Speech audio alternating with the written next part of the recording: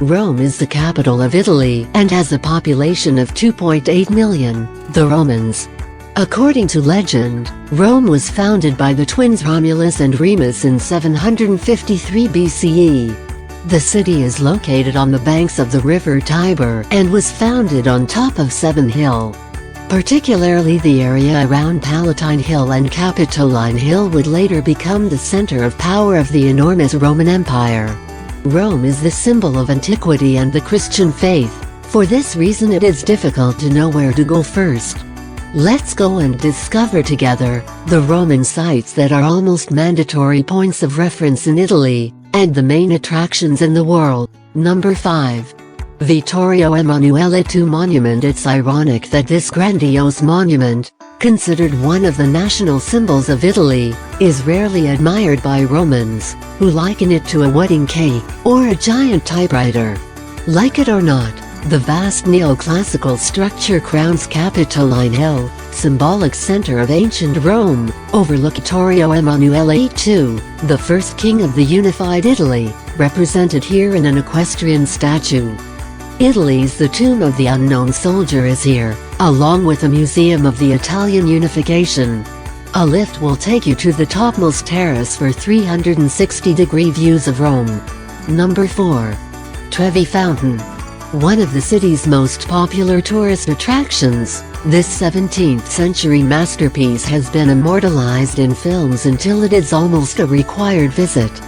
Throwing a coin into the Trevi Fountain is a tradition that is supposed to assure your return to Rome. Rome's largest fountain, Fontana di Trevi, is supplied by an aqueduct originally constructed by Agrippa, the great art patron of the 1st century BC, to bring water to his baths. The fountain was created for Pope Clement XII between 1732 and 1751 by Niccolò Salvi, and built against the rear wall of the palace of the Dukes of Poli. It depicts a sea god Aeschines, with horses, tritons, and shells. The water swirls around the figures and the artificial rocks, and collects in a large basin, always filled with coins. Number 3. The Pantheon. The Pantheon, the best preserved monument of Roman antiquity, is remarkably intact for its 2,000 years. This is despite the fact that Pope Gregory III removed the gilded bronze roof tiles, and Pope Urban VIII ordered its bronze roof stripped and melted down to cast the canopy over the altar in St. Peter's and canons for Castel Sant'Angelo. The Pantheon was rebuilt after damage by fire in AD 80, and the resulting brickwork shows the extraordinarily high technical mastery of Roman builders. Its 43-meter dome, the supreme achievement of Roman interior architecture, hangs suspended without visible supports. These are well hidden inside the walls, and its 9-meter central opening is the building's only light source. The harmonious effect of the interior is a result of its proportions. The height is the same as the diameter. Although the first Christian emperors forbade using this pagan temple for worship, in 609 Pope Boniface IV dedicated it to the Virgin and all the Christian martyrs, and since then, it has become the burial place of Italian kings and other famous Italians, including the painter, Raphael. Number 2. Vatican City. The Vatican is the smallest independent state in the world, with an area of less than half a square kilometer, most of it enclosed by the Vatican walls. In the Vatican Palace are the Raphael Rooms, the Borgia Apartments, the Vatican Library, and a number of museums that include the Picture Gallery, Museum of Secular Art, Etruscan Museum, and others.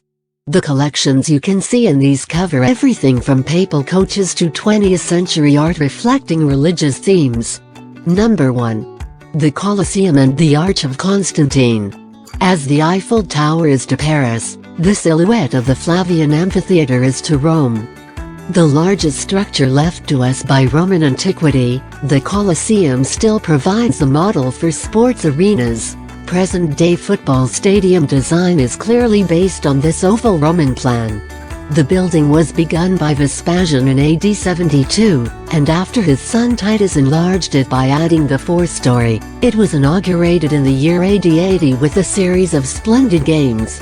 The Colosseum was large enough for theatrical performances, festivals, circuses, or games, which the imperial court and high officials watched from the lowest level, aristocratic Roman families on the second, the populace on the third and fourth.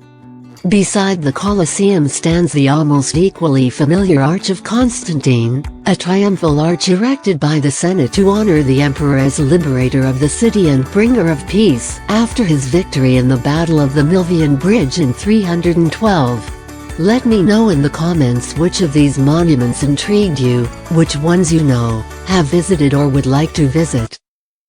Thank you for watching. If you like the video, like and subscribe.